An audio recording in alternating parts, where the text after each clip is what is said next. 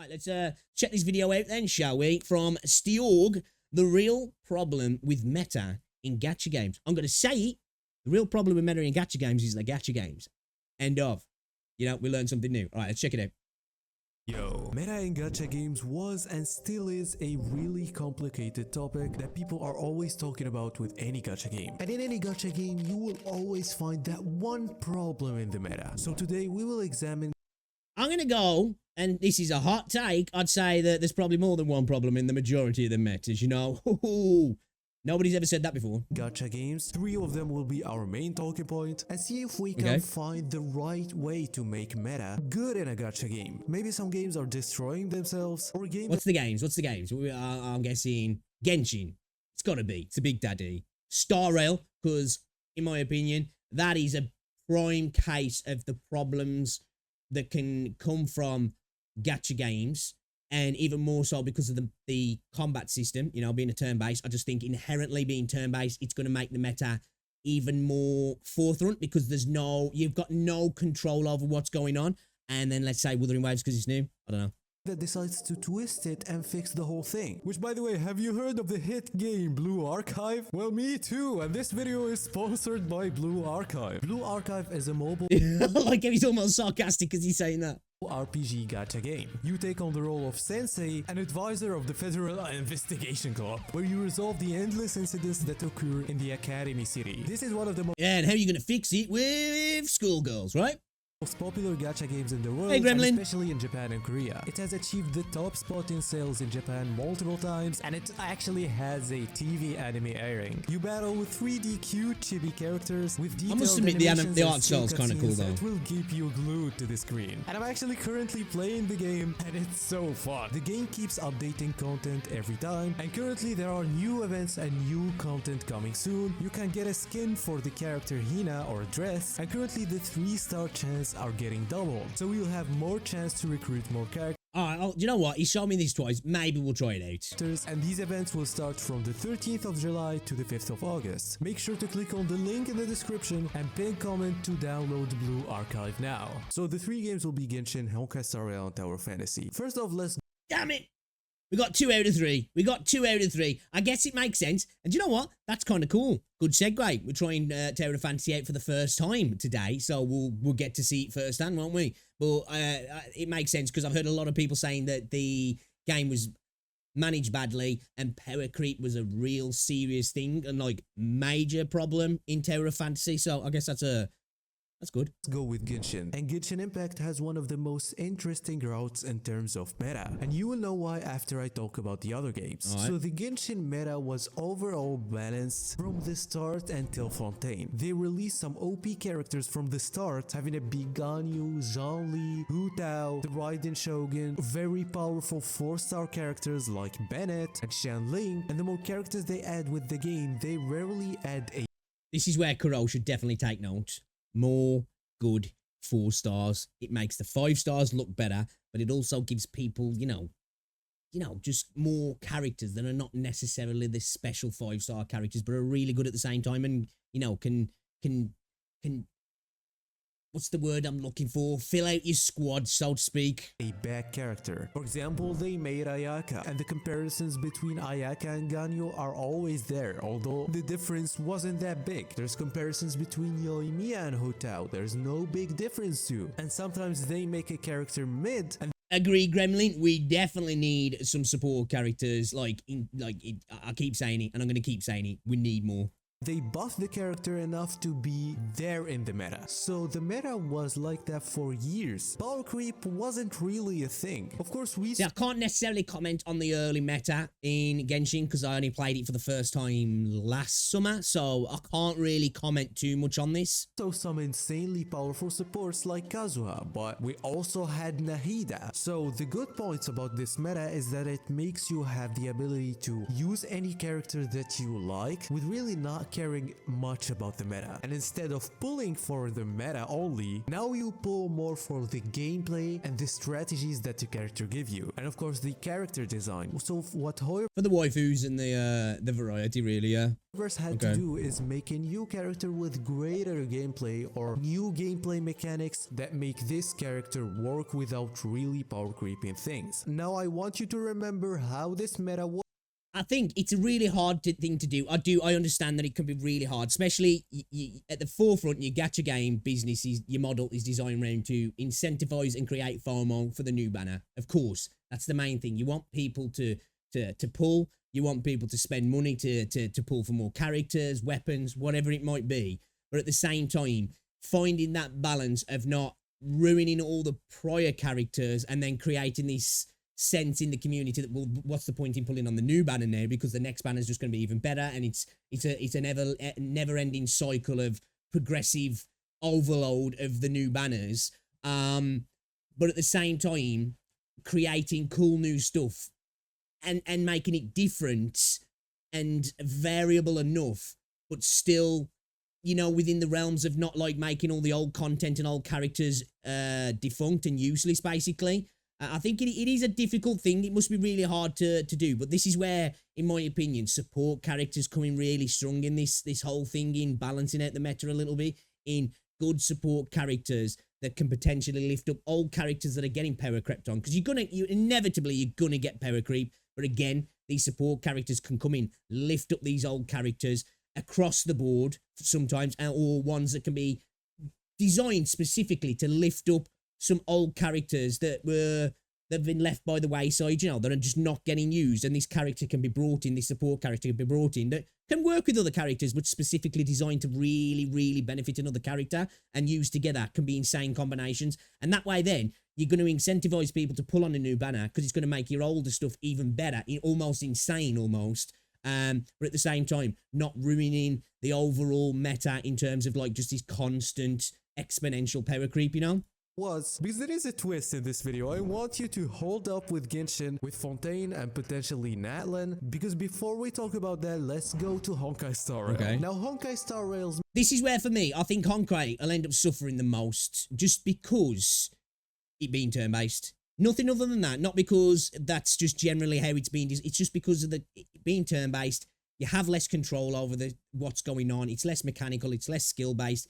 It's just a stats number game, isn't it, really, at the end of the day? It's all math. Obviously, all the other games are as well, and they are going to have it as well, but I just think it's going to be more exacerbated in the gameplay of the game, just because it's purely turn-based. Meta is very different. At the start, Honkai Star Rail was doing a little by little power creep. So they make a character, after 2 or 3 patches, there's a new character of the same role that has like 10% more damage or 10% more value, 20% sometimes. Now what's good about this is that Honkai Star Rail makes you have another reason compared to Genshin Impact to get a new character. You get this character to make your account better because the content in the game is getting harder and harder with the time. Combine that with cool abilities and animations and of course design. If we look at it from business, I suppose as well, one good thing in Star Rail though is endgame content is specifically catered towards certain characters sometimes, so it can make them, even though they might have been power crept on, still viable, you know?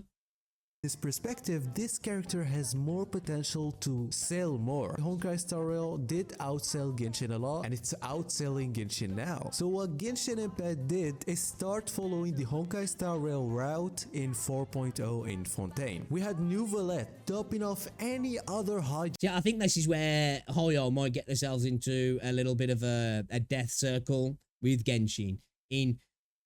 We're seeing that more people are buying into Star Rail now, so let's copy what we're doing over into Genshin, which might not be a bad thing, but I think it might potentially be that, because it's not because maybe what they're doing is necessarily right in terms of the characters. It's just, it's a more popular game at the moment, isn't it? More people enjoy Star Rail. It's the hot thing. It's kind of like Genshin's been out now for 4 years, so it's going to start to tail off, isn't it? And, you know, Star Rail's kind of the main game now. So I think to like implement the stuff that's in Star Rail necessarily into the other games isn't necessarily the right. It's not necessarily the wrong way, but you know, certain things just don't cross over into the other games so well, do they? Yeah. Dual character by a whole margin, becoming the best main DPS in the game, and then straight up we get a Farina, outscaling any other support because she does damage and support better than them. They gave her a very powerful kit that you cannot resist getting her. Earlier I said Hu Tao and Yoimiya, but Arlecchino blows him out of the game. Clorand also was a very powerful electro damage dealer, but there is still differences between Genshin and HSR because Genshin wasn't getting harder with the time. Sure, the Abyss was getting some changes, but it wasn't that hard for older characters to clear it. But going back to HSR instead of just adding more powerful characters, they also added dedicated modes for characters that are probably mid or any other role overall. And that was a big W for HSR for a long time, for almost a year. The simulated universe, the pure fiction, they were adding more and more. Yeah, this is what I was talking about, which was a cool thing about Endgame in Star Rail that can benefit characters that are not necessarily meta in terms of that they're kind of designed for that character.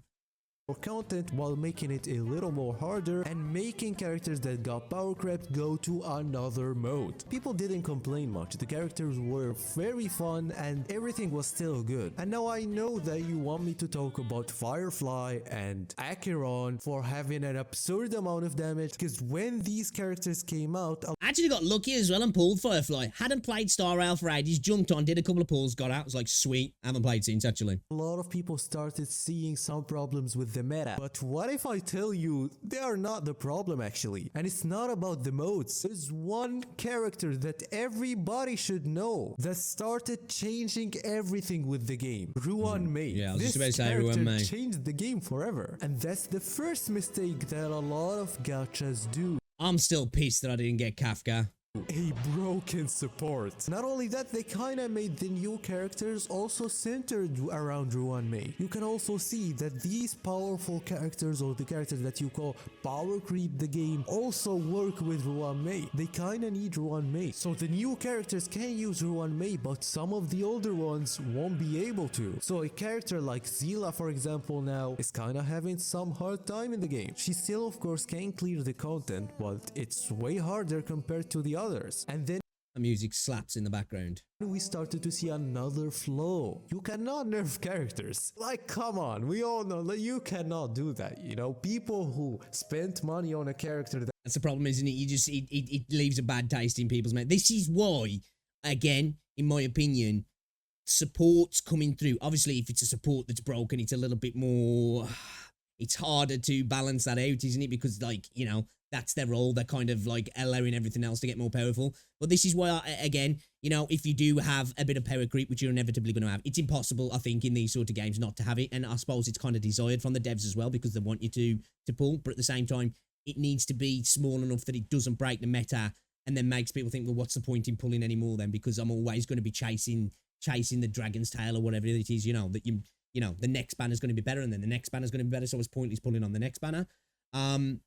But yeah, this is where I think, like I say, supports come in terms of lifting up old characters. You know, supports are specifically designed for that as well, to lift up older characters rather than, you know, buffing new characters, and actively are kind of designed not to work with them so much. Not like negatively affect those characters, you know, but really work with the older characters more so. that is so powerful, and then they find it being nerfed. So the damage numbers in gacha games are only going up because they can buff characters. That's the difference. They do that by adding more and more pets and also supports that can make older characters shine again. For example, if we talk about Sparkle, she made Imbiber Lune way better and got him back in the meta. And that's the way they can fix it, by adding new characters and new set.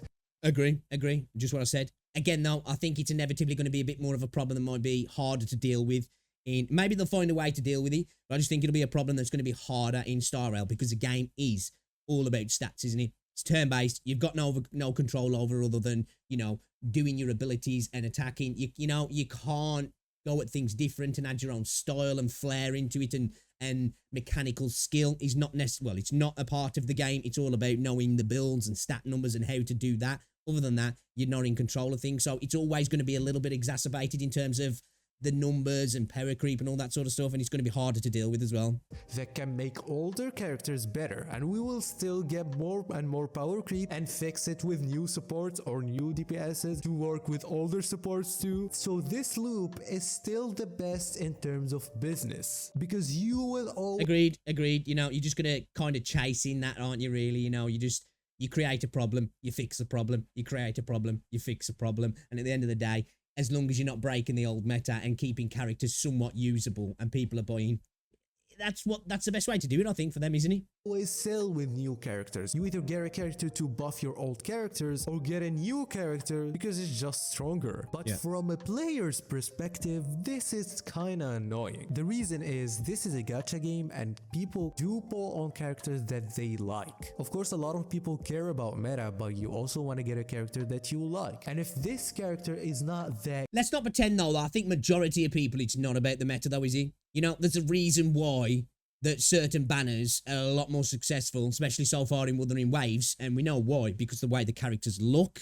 I think after the fact, people then come to terms with, okay, these characters might not be so great, but goddamn, look at the titties, you know? That good anymore, and you have to get another character that you didn't even consider. It gets a little annoying. And even if they are fixing old characters, they're not fixing it the best way possible. They're not top tier characters anymore. Perfect They example, just man. work to have never the got ability Kafka. to at least clear the content, but nowhere near as the others. To make Sag. you understand how Hoyoverse does this, they don't care about older characters that much. They start making a new character that is better and better, make new modes working for this character, and as long as the other characters can clear the content, they don't care. And by clear, I can say that the new character can clear it in 1 turn, while the others can clear it in 10 turns. And to Hoyoverse, this is still a clear, but they only start looking at them when they actually don't clear content anymore. And then they add a support that...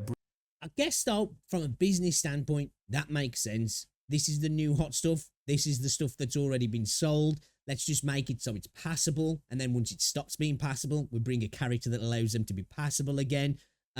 It's not the best for the player, but of course, it's probably the best for their pockets at the end of the day, because they don't want this character to be too good, even if they're bringing out new supports that make them better. It's going to make you want the support more, but it's also going to... You know, like I say, there's going to be that question in the consumer's head then, is, well, is there much point in getting the new DPS? Because old DPSs are always going to get better. So, like I said, it's a really hard thing to balance, I think. And I don't think they'll ever get there. At the end of the day, if they're making money, I'm sure they're happy, aren't they? You know what I mean?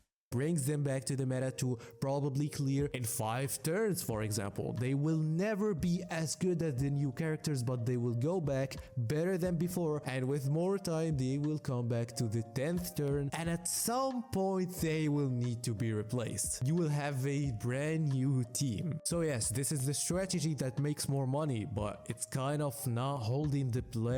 I suppose the best way to deal with that, especially in something like Star Rail, is... Obviously, it's going to mean more endgame, but have multitude of variations of endgame content that comes out, that some are specifically designed for older characters, so they are better in that sense, you know? That you've still got the new stuff coming out that's kind of catered to the new characters, and new supports that are making the new characters better, and then a new support that makes the old characters a little bit more passable, but then content that's specifically designed for these old characters and these new supports that makes them incredibly useful on that specific bit of content. I think that's potentially the best way to balance it for Star Rail, really. Players really, because frustration currently isn't as big as we think, but it's getting bigger. So however, agree. This is one of the reasons why I've kind of stopped playing Star Rail at the moment. I do still like Star Rail, and I'm not stopped, but that's kind of where I saw the game going, and I just think it's exacerbated because it's turn-based, and I just could see this is just going to get to a point where it's probably going to be really, really annoying. First needs to be careful in making older characters still viable. And not only that, the most important thing for this system to work is for the game to be generous. You need to be able to pull one of the 2 characters that they add in every single update. And to be honest, we are seeing HSR giving like 120 pulls per patch, 110, so it's pretty close, but it might need a little more now. But there is a reason why there is a 3rd game in this video, and not only the third game, Ooh, it's we're about to get actually spicy. talking about more than that. But let's start with Tower Fantasy. What Okay, Tower I'm Fantasy interested. went with is that every single new character will be a little Apparently, they've gone full on fan service as well now, yeah. So, hey, perfect time to get into the game, right? more powerful, like 10%. There's a little power creep, but if you get 1 star of this character, there will be a little bit more. And in this game, it's a little easy to get dupes of the other characters. So this is another thing affecting the meta with the gacha system. And Tower Fantasy went with this. New characters are kinda better, but Let's not pretend that the gacha system isn't the meta or the defining factor of the meta. It just is. The meta is all designed around the gacha system at the end of the day in all of the games, isn't it? this only mattered in 1 or 2 modes in the end game. In the rest of the modes, you actually could clear with any character you wanted. And they stayed with this until 2.3, when they made a character called Fenrir. This stupid character was so insanely powerful that you Dude, was that animation actually in the game? only needed to get 1 star or 1 dupe, which is very easy to get in Tower Fantasy. And the content was getting a little harder by the time, and you kinda needed the character or you're really missing out. The character literally does so much combat damage. animations She gets look a cool, whole though. new ability at C1, and if you use this ability, you do an insane amount of damage. It doesn't even compare to C0, and you also heal yourself. That's without talking Okay, about that's the pretty other insane. dupes that makes her invincible and things like that. So the devs were like, well shit, we have to fix this. And I've heard with Tower Fantasy though, the combat is one of the strongest points of the game, yeah. players were so frustrated with power creep in Tower Fantasy, and the formula that Yeah, I've they heard that as went well. with is that they added a new type of gear. For example, if you have artifacts in Genshin, they, for example, added a 6-star artifact. Because the modes were very hard for free-to-plays, they made a new type of gear that makes everyone way powerful. Everybody became very, very powerful in terms of gear, but when we thought that this was fixed, we remembered that this is an MMO, so you need people to play with you, and whales were crushing everything. So Tower Fantasy had a good idea to fix this. You already know that I said that you cannot nerf a character in a game, right? In a separate server where you start again. And that was what people called ToF 2 at the time. I am sure a lot of people heard of Tower Fantasy 2. That was basically a more hardcore server with harder content, with 0 difference between the characters. If you want the game to be harder and play with any character that you like, and whales having only 30% difference between them and free-to-plays was On face value, that sounds kind of cool actually. an insane idea, but it didn't even get to global yet. It got to CN at least like 5 months ago. But of course, people are upset that they will start On face again value, from that the start sounds without kind of- characters. What about the sorry, money yeah. that we spent on the initial server? And that's why it's always flawed. Whenever you try to find a solution, you will find a problem in gacha games. True, but for the free-to-play players, it's not so much of a problem, is it? If you're free-to-play, obviously there's time has been the commodity that you've kind of wasted, but you know, a lot of people, especially in MMO space, are willing to start on alts. So it's kind of just doing that if you're free-to-play, isn't it? Obviously, it's going to affect the whales more, but maybe potentially they're less likely to come over. But if they do, and they, you know, that it sounds kind of like a good idea, man. Games in terms of meta. If we look to Zenless Zone Zero now, of course this is the first update, limited characters are very Dude, powerful. their ass is so and in fat. Wuthering Waves in 2 patches, we actually don't know exactly. I actually don't know how exactly Wuthering Waves is trying to go, because Jinse is more powerful than Jian, and then we got Shanli. This is a problem again, what I said with Wuthering Waves at the moment. The power creep, pardon me, doesn't seem like it's there for me at the moment. Jinset is more powerful, but you have to work on a little bit more than you do with Jian, so you can get... So, for the most part, it doesn't feel that different because, like I say, he's super simple. He's a Crane Eater character, and Changli is less powerful than Jinsa. So, there's definitely not this power creep like this. But, obviously, we're super early in the game. It just depends on how... Because at the moment, Wuthering Waves' biggest problem is we've lent heavy into DPSs, but we're still early, so maybe they're just trying to get a good...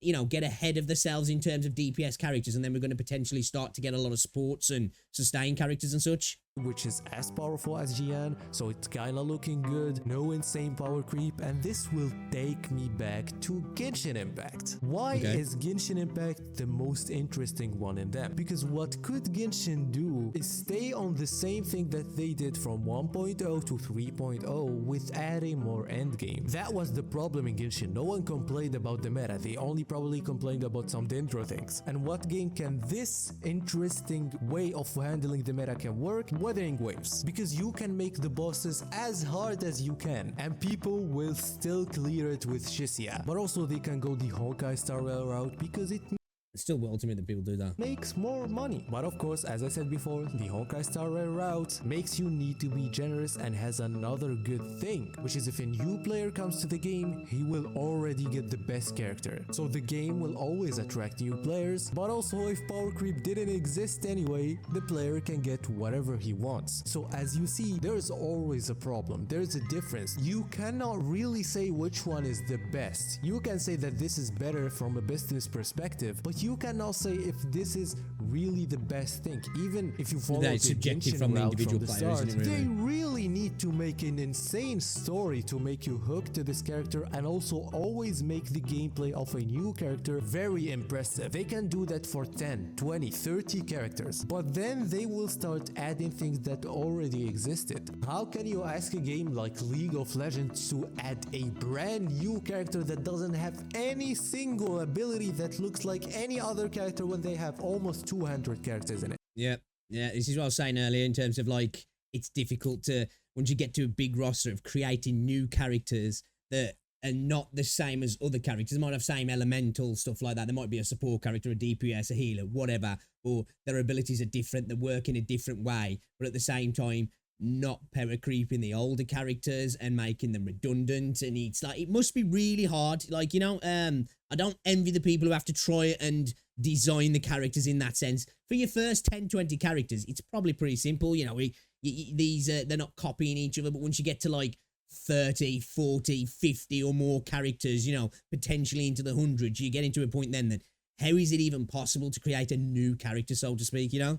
And see, even this has a flaw. That's the reason why Genshin changed. Anyway, I think I yapped for a long time. I don't know, I'm actually enjoying making these videos. Please consider liking this video, and if you don't subscribe now, you're gonna lose your 50-50. Bye-bye!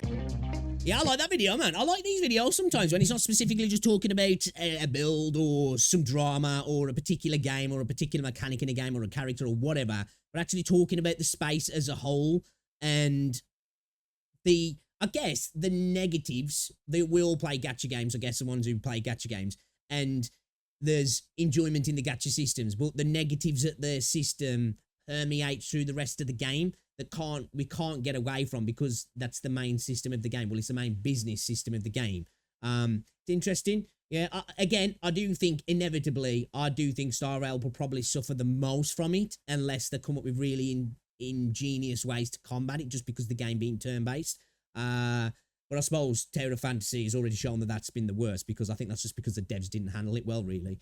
But yeah, interesting video. I enjoyed that. I really enjoyed that. I'm really, as somebody who really enjoys Wuthering Waves, I hope they do it well, but I'm also very interested to look back in 6 months and be like, are we in a good position? You know, have they took the wrong choices? I hope they don't, because one thing I'll say about Kuro, they definitely seem to have looked around the space over the last couple of years and from their own games, and saw, right, okay, these are the problems, let's try and fix it, and hopefully they're doing the same thing in regards to meta and to power creep and stuff like that.